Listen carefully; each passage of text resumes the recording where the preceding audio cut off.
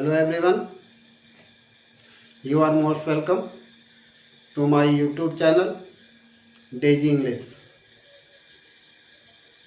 आज मैं पुनः आपकी सेवा के लिए हाजिर हूँ और मैं चाहता हूँ कि आपको टेंस अच्छी तरह से आ जाए, क्योंकि without tense you can not write और रीड और अंडरस्टैंड इंग्लिश। आप बिना टेंस के अंग्रेजी का भाषा आप पढ़ नहीं सकते, लिख नहीं सकते, बोल नहीं सकते। इसलिए टेंस जानना जरूरी है। और टेंस के बारे में मैं बता चुका हूँ कि टेंस 12 प्रकार का होता है और आप जानते भी हैं 12 प्रकार का होता है। ये 12 प्रकार का जो टेंस है उसमें एक एक करके जो मैं स्ट्रक्चर में बता रहा हूँ, सबसे पहले आप सब्जेक्ट लिखते हैं, फिर वर्ब लिखते हैं, फिर ऑब्जेक्ट लिखते हैं और फिर अदर वर्ड्स का प्रयोग करते हैं। यही जनरल स्ट्रक्चर है टेंस का। इसमें सबसे इंपॉर्टेंट रोल होता है वर्ब का। वर्ब का बहुत बड़ा इंपॉर्टेंट रोल है। अगर आप वर्ब के बारे में विधिवत नहीं जानते हैं तो आप ट्रांसलेशन नहीं कर पाएंगे, टेंस नहीं समझ पाएंगे, कुछ लिख नहीं पाएंगे। इसलिए वर्ब को जानना जरूरी होता है और बार बार कहा जाता है वर्ब को लर्न कीजिए, याद कीजिए, वर्ब के बारे में जानिए। आइए आज मैं एक एक करके समराइज करता हूँ, समरी बताता हूँ 12 टेंस का। आप ध्यान पूर्वक देखें और इसको अपने माइंड में रख लें ताकि आने वाले समय में आपको यह काम आ गए। तो पहला 12 टेंस में पहला टेंस है हमारा प्रेजेंट इंडेफिनिट। प्रेजेंट इंडेफिनिट या इसी को बोलते हैं सिंपल प्रेजेंट टेंस। दिमाग में रखिएगा, सिंपल प्रेजेंट टेंस भी इसी को बोलते हैं। इसका जब हम ट्रांसलेशन करते हैं तो किस वर्ब की जरूरत पड़ती है, इसको ध्यान देंगे। इसमें जरूरत पड़ता है वर्ब फर्स्ट फॉर्म और उसमें यस या ईएस जोड़ते हैं अकॉर्डिंग टू सब्जेक्ट के अनुसार। और ये मैं बता चुका हूँ।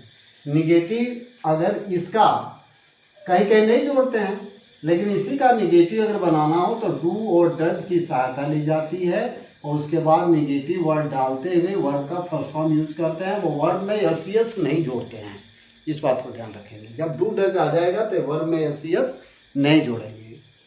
इसके बाद पास्ट इंडेफिनिट, ध्यान देंगे आप, पास्ट इंडेफिनिट या आप कह सकते हैं सिंपल पास्ट टेंस।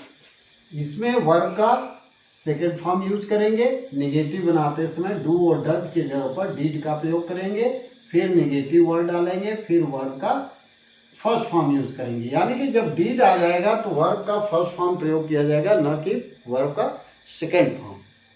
इस बात को ध्यान रखिएगा। ये केवल अफर्मेटिव में यानी कि पॉजिटिव सेकंड में यूज करते हैं। ऐसे ये फ्यूचर इंडेफिनिट या सिंपल फ्यूचर टेंस की बात करें तो इसमें चूंकि जब फ्यूचर आएगा तो विल और शैल अपीयर हो जाएगा, तो विल या शैल का प्रयोग करेंगे। विल और शैल के बाद हम वर्ब का फर्स्ट फॉर्म यूज करेंगे। इसी विल और शैल के बाद अगर निगेटिव वर्ड रखते हैं तो निगेटिव बनता जाएगा और इसी को सब्जेक्ट से पहले रखते जाएंगे तो इंट्रोगेटिव बनता जाएगा। इस बात को अच्छी तरह से बताया जा चुका है और मैं आशा करता हूं कि आप जान रहे हैं। इसके बाद दूसरा जो टेंस होता है वह होता है तीनों में कंटिन्यूअस, यानी कि प्रेजेंट कंटिन्यूअस। प्रेजेंट कंटिन्यूअस में क्या होता है, प्रेजेंट टेंस में इज ए मार का प्रयोग करते हैं। तो सब्जेक्ट के बाद इज ए मार का प्रयोग करें और फिर वर्ब का फर्स्ट फॉर्म में आईएनजी यूज कीजिए। इसी इज ए मार के बाद नॉट लगाइए, निगेटिव वर्ड डालिए, निगेटिव बनता जाएगा। इसी को सब्जेक्ट से पहले रखते जाएंगे, इंट्रोगेटिव बनता जाएगा। उसके बाद आएगा पास्ट कंटिन्यूअस।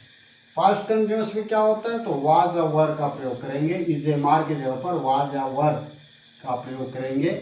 कहाँ किसका प्रयोग करते हैं मैं बता चुका हूँ। और इसमें वर्ब का फर्स्ट फॉर्म इसमें आईएनजी जोड़ेंगे, यही वाज वर्ब आपका हेल्पिंग वर्ब है। इसके बाद नॉट लगाइए, नेगेटिव बनेगा। इसी को सब्जेक्ट से पहले रखिए, इंट्रोगेटिव बनता जाएगा और लास्ट में इंट्रोगेटिव मार्क लगाते जाइएगा। इसके बाद है फ्यूचर कंटिन्यूअस।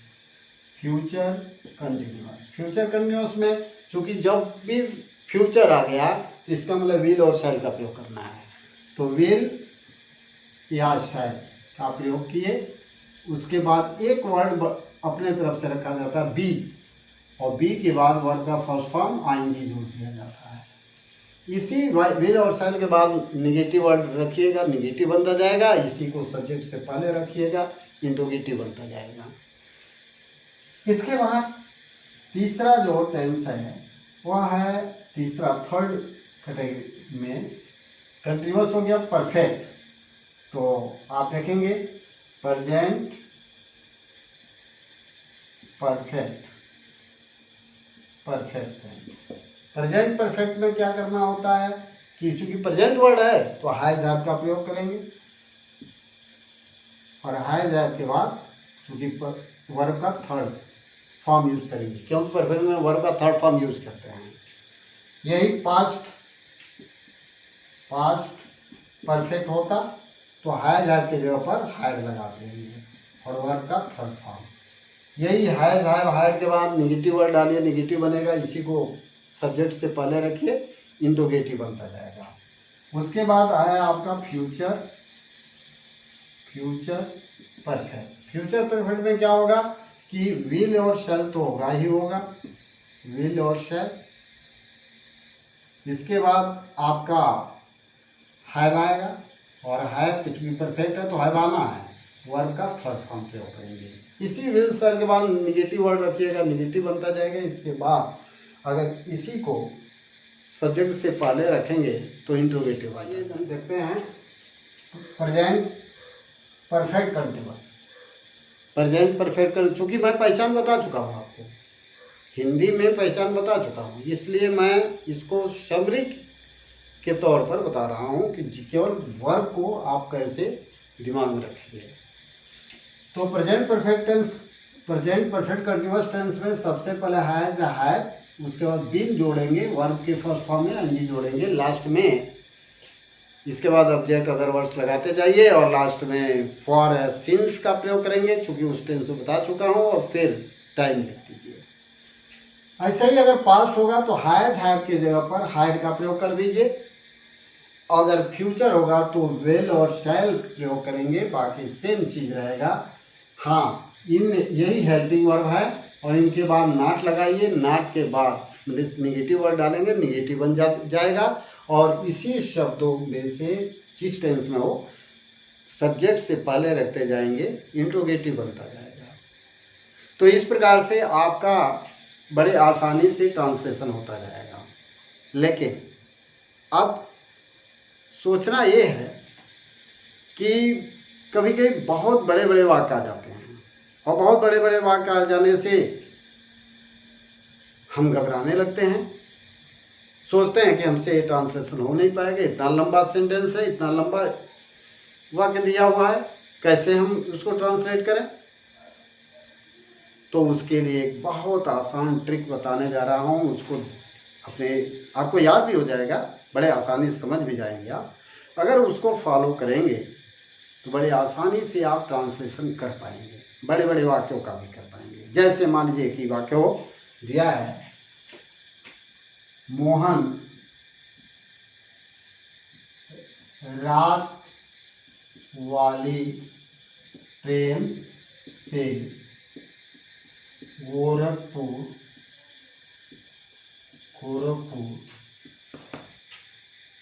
सुबह में अपने भाई के साथ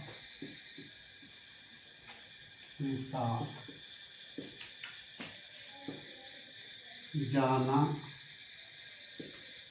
चाहता है। यह एक वाक्य है। ध्यान से देखें, मोहन रात वाली ट्रेन से गोरखपुर सुबह में अपने भाई के साथ जाना चाहता है, एक वाक्य है।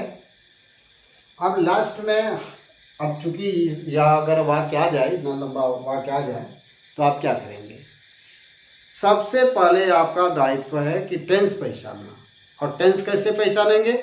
तो वाक्य के अंत में देखते हैं, लास्ट में लिखा है, तो आप जान गए होंगे है का मतलब प्रेजेंट टेंस। और चाहता यानी कि ता लगा हुआ है, इंडेफिनिट यानी कि सिंपल प्रेजेंट टेंस है, चाहता है।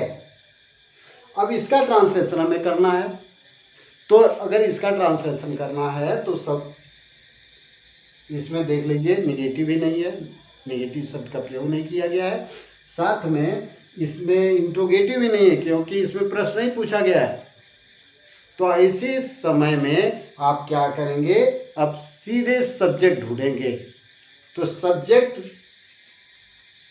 को जानने के लिए हम क्या करते हैं?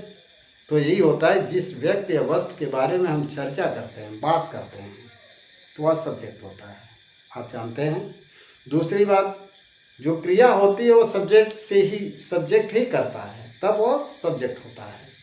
यहाँ देखेंगे, यहाँ मोहन रात वाली ट्रेन से गोरखपुर सुबह में अपने भाई के साथ जाना चाहता है, ये पूरा एक वाक्य है। इसमें जाने की क्रिया किसके द्वारा, कौन जानना चाहता है? तो वह जाना चाहता है मोहन, यह सब्जेक्ट हो गया, यानी मोहन के बारे में चर्चा की जा रही है। अब मोहन को सब्जेक्ट मानेंगे और इसको हम इस दिशा में, मतलब प्रथम वरीयता देंगे, वाक्य में पहले लिखेंगे। उसके बाद से सारे वाक्य को अपोजिट डायरेक्शन देंगे। अपोजिट डायरेक्शन में है कि अंग्रेजी, या चाहता है का पूरा ये लिखेंगे। जाना, फिर अपने भाई के साथ यहाँ तक, फिर सुबह में गोरखपुर रात वाली ट्रेन से, ऐसे ट्रांसलेशन करेंगे। पहले हम इसको लिखेंगे और पुनः आप क्या करेंगे? उल्टा ट्रांसलेशन करना शुरू करेंगे जो हिंदी में दिया गया रहेगा। जैसे इसको ट्रांसलेट कर रहा हूं मैं, आप देखिए, जैसे मोहन है तो लिख देंगे मोहन। अब चूंकि टेंस आप पहचान गए हैं कौन सा टेंस है, तो प्रेजेंट था है लगा है तो present indefinite simple present tense, इसका पॉजिटिव सेंटेंस है। अब इसके बाद हम क्या कर लिखते हैं? सब्जेक्ट तो लिख लीजिए, वर्ब लिखेंगे। तो अब सोचना ये है कि अभी मैं बताया हूँ कि वर्ब का कौन सा फॉर्म यूज करेंगे सिंपल प्रेजेंट टेंस में। तो सिंपल प्रेजेंट टेंस में वर्ब का फर्स्ट फॉर्म यूज करेंगे और देखेंगे कि सब्जेक्ट कैसा है। सब्जेक्ट अगर थर्ड पर्सन का सिंगुलर है, जैसा कि बताया जा चुका है, मोहन अकेले है ना, तो ऐसी स्थिति में वर्ब में यस या यस जो जरूरत हो उसको जोड़ देंगे। या अलग विषय का सवाल है कि कहाँ यस जोड़ेंगे, कहाँ यस जोड़ेंगे, इसको दूसरे वीडियो में मैं बताऊंगा। लेकिन यहाँ पर सिर्फ आप समझिए कि अगर सिंगुलर व्यक्ति है तो यस और यस जोड़ेंगे, और प्लूरल है तो नहीं जोड़ेंगे। हाँ, सिंगुलर में एक ही व्यक्ति होता है जिसके साथ नहीं जोड़ते हैं, वह होता आई, उसके साथ हम वर्ब में यस यस नहीं जोड़ते हैं, बाकी सब में जोड़ते हैं। तो मोहन हो गया। फिर मेन वर्ब क्या है? चाहना की अंग्रेजी वांट। आप देख लें, वांट में क्या करेंगे? यस से यस जोड़ेंगे, क्योंकि इसमें केवल यस जुड़ेगा, मोहन वांट्स। अब उसके बाद चाहना हो गया, जाना। अब जाना दूसरा शब्द, तो टू गो, जब दूसरा वर्ब यूज करते हैं उसके पहले इन्फिनिटिव वर्ब का प्रयोग करते हैं, यानी कि टू को ऐड कर देते हैं। तो मोहन वांट्स टू गो। अब उसके बाद अपने भाई के साथ, तो विथ हिज ब्रदर, अपने भाई के साथ, यहाँ तक हो गया। सुबह में, तो इन दी मॉर्निंग